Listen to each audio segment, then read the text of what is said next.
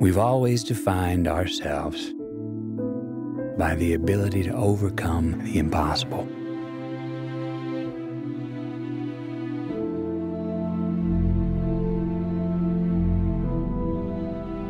And we count these moments.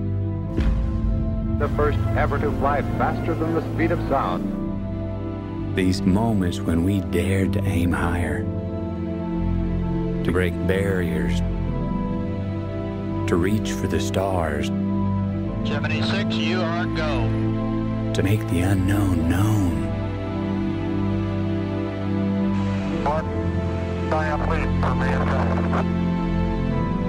We count these moments as our proudest achievements. Having fired the imagination of a generation. But we lost all that. Pulls into port for the last time. Or perhaps we've just forgotten that we are still pioneers, that we've barely begun, and that our greatest accomplishments cannot be behind us, because our destiny lies above us.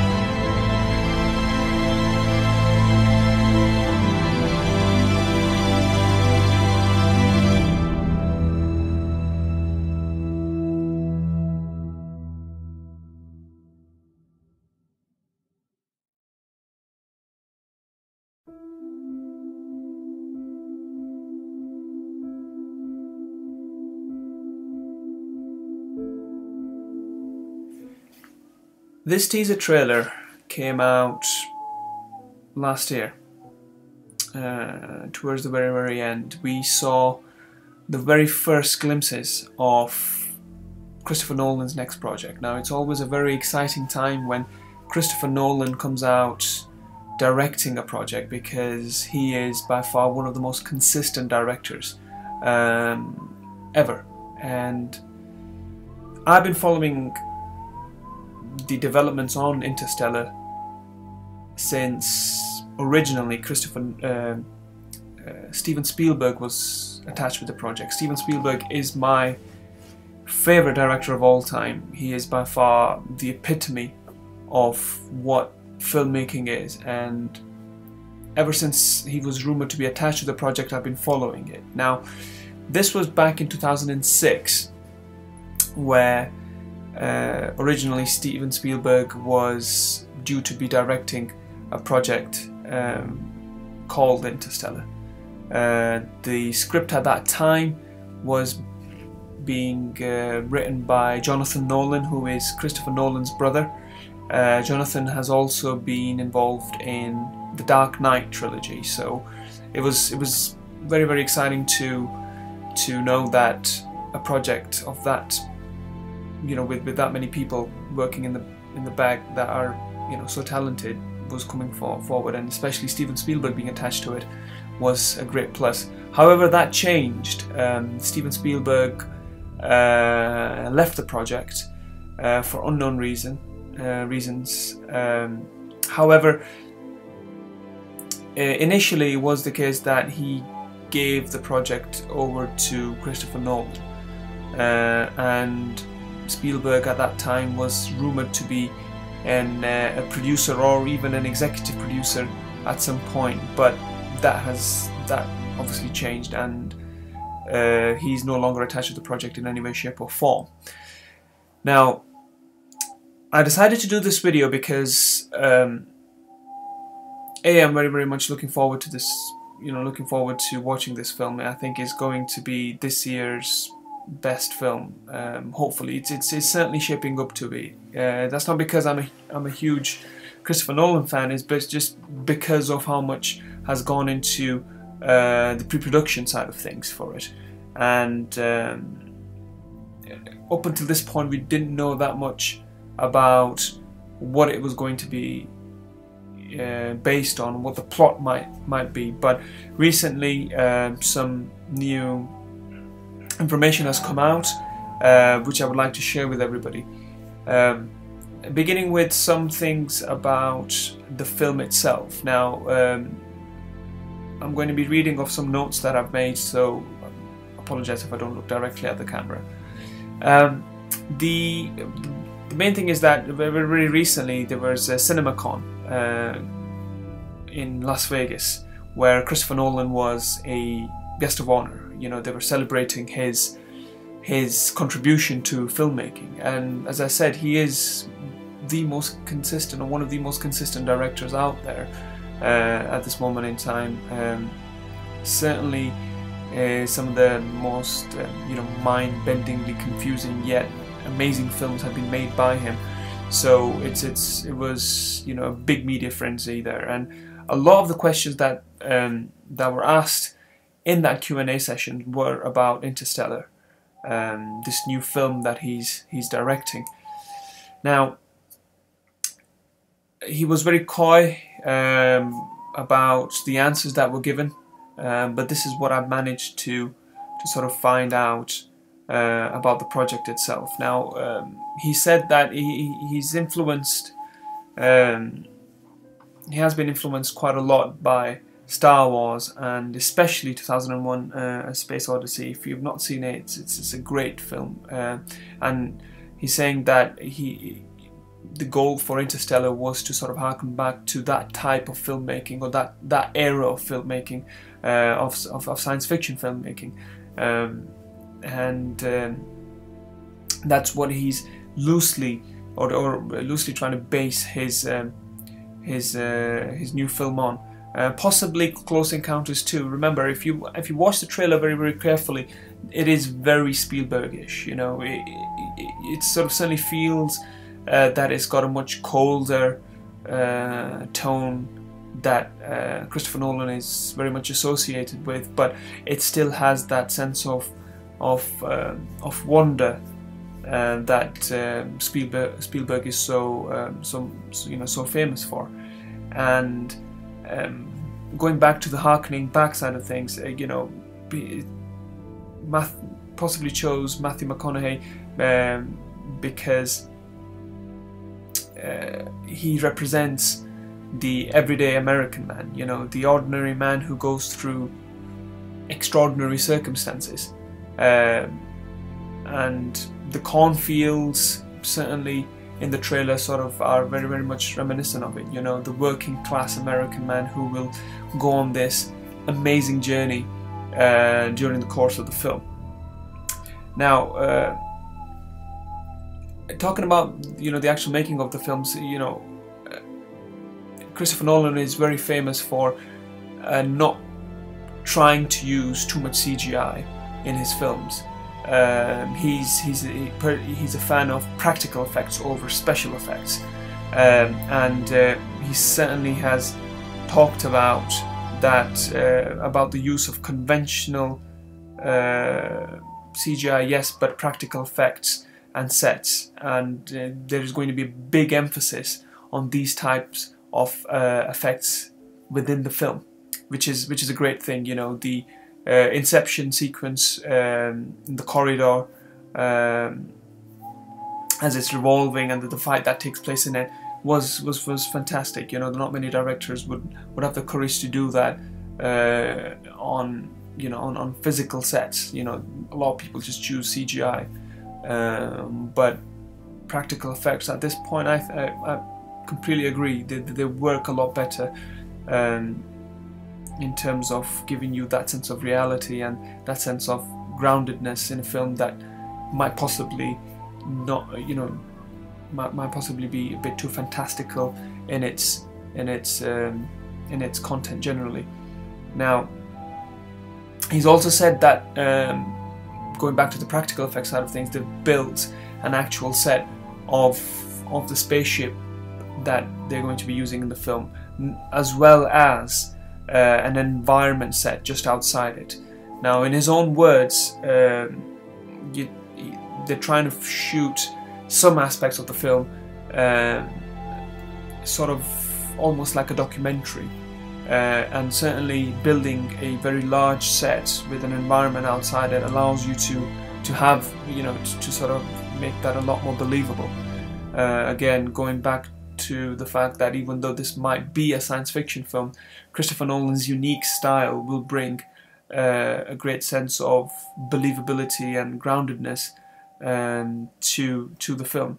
And certainly this set sounds pretty amazing, and I think Warner Brothers and everyone else has done a fantastic job at trying to keep it a secret. I mean, I'm not quite sure how you keep something as big as this quiet for so long. He's also said that the film would be different to his other films, where although they'll have, you know, big fantastical environments, he said that it will definitely be a bit more about the people who are going through this journey as well.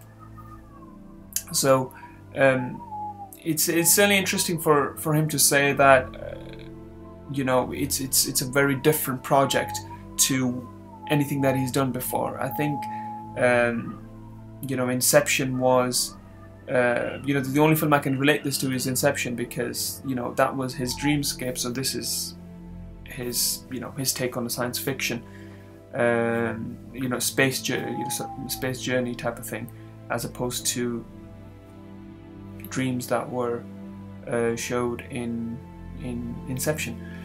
Now, he also confirmed, I mean, in case you don't know, he's definitely confirmed that the film is about wormholes and interstellar travel, and using wormholes to travel distances beyond human lifespan, and which possibly sort of suggests that in the trailer, if you see, you know, Matthew McConaughey is crying as he's driving off in his truck. So, you know, maybe he's never going to see his family again. But we will get back to that point, actually, because what I've been doing, and was the main point of this film, was to try to do some research in what the film's plot might be about, because we know that Kip Thorne, who is amongst the science buffs out there, he is one of the top minds in physics, you know, up there with in theoretical physics, up there with Stephen Hawking, actually. You know, I suppose a lot of people think of Stephen Hawking as the, you know, as the face of theoretical physics, but Kip Thorne's research, from what I've found out, is on par with Stephen Hawking's. And what I wanted to do was maybe sort of discuss some of that research to sort of try to guess what the film was going to be about, because Kip Thorne, the film is based on his research, and he is also one of the producers. So we can pretty much guarantee that his research will play a huge part in making this film as scientifically accurate as possible. Bad news is that there's a lot of jargon, there's a lot of physics jargon, and I've tried to avoid this massively in the video, but I'm still going to try to go through it. Now, going back to Kip Thorne, now he's 73-year-old, and as I said, he's revered amongst the entire scientific community for advancing on some of Albert Einstein's theories, and most intriguing theories about relativity and gravity fields. Now, why gravity fields are important is because that is essentially the science of wormholes and black holes and so forth. And at this moment in time, he is Professor of Theoretical Physics at Caltech in California, and the film will concentrate on some of his biggest idea, which is traversable wormholes through space and time, meaning that using wormholes to travel distances which would otherwise be untravelable. Even if you were traveling at the speed of light, you know, a normal human would die many times before they would reach that destination. So wormholes are sort of like a way to get past that. Now, there are rumors that Michael Caine, who is also in the film, along with Anne Hathaway, that Michael Caine might play Kip Thorne's. I keep saying throne. I don't know why I keep saying throne, but Kip Thorne's part in the film, so, or some version of him in the film, whether or not it is going to be him or somebody who's based on, or a big science person in the film, because certainly the ages, the 73-year-old Kip Thorne and Michael Caine, who is, I dare say, similar age as that, it certainly sounds like a possible thing, maybe or maybe not, we don't know. Now, time travel is something that we're all very used to in terms of the concept. You know, it's been explored in films many times, but I think what the key area in which the film will sort of build upon is interdimensional travel. That's the key over here. It is different to time travel. Now, what might be interesting to see is how the film sort of depicts that, you know, the effects that interdimensional travel has on the crew, you know, on their senses, on their visualization, as well as their navigation. So the film very well, you know, I think very well maybe about the challenges that the crew are going to go through in order to adapt to interdimensional travel, and then certainly that will be the sort of, you know, one of the key areas that the film tries to explore. And certainly based on Kip Thorne's research, that is one of his key areas that he is known for. So it certainly will be interesting to see that. The other thing is that, and again, I'm going to try to avoid as much scientific jargon, but I've written it down over here so that when I read it, it sort of makes sense. But any of these keywords you can research yourself very easily. Now, Thorne's research also suggests that in order to achieve time travel, the explosive growth of vacuum polarization of quantum fields may prevent space-time from developing a closed timeline curve. That's basically what that means, is that in order for a wormhole to work in terms of time travel or interdimensional travel, one of the effects is that it causes a closed timeline curve, which basically limits the movement. So it allows you to move forward in time, but not necessarily backwards. So that is one of its limitations. So that's one of the limitations of the theory that is being explored in the film. Now, going back originally to what the trailer shows, if you look very closely, you know, Matthew McConaughey is crying in the truck as he's leaving, possibly at the idea that he won't be able to see his family again, which more than likely is because of this theory, that even though they can move forward in time, or they've developed a way to move forward in time, they're unable to come back, so he probably will not see his family again. Now, if you remember very closely, if you remember in Inception, there was also a limitation of how many deep levels of sleep, deep levels of dreams you can go to. You know, how many times you can go into the dream world before eventually, you know, you lose your mind.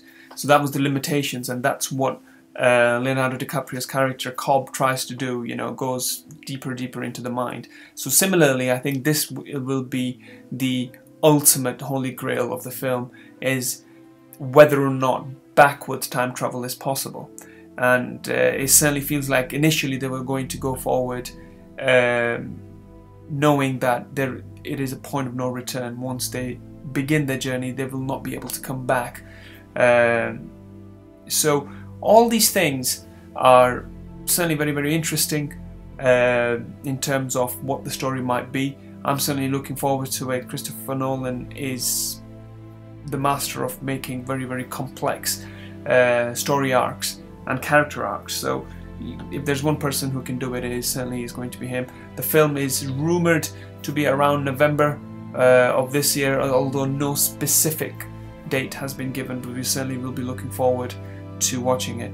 I certainly want to thank you for watching this video. Hopefully we'll see you in the next daily fix of the Muslamic Infidel. But in terms of episode 2, this is a wrap. Apologize for and ahhing and that sound that keeps coming from my window. It's very windy outside. It seems to be escaping through this window. Anyway, thank you for watching, and as always, take care.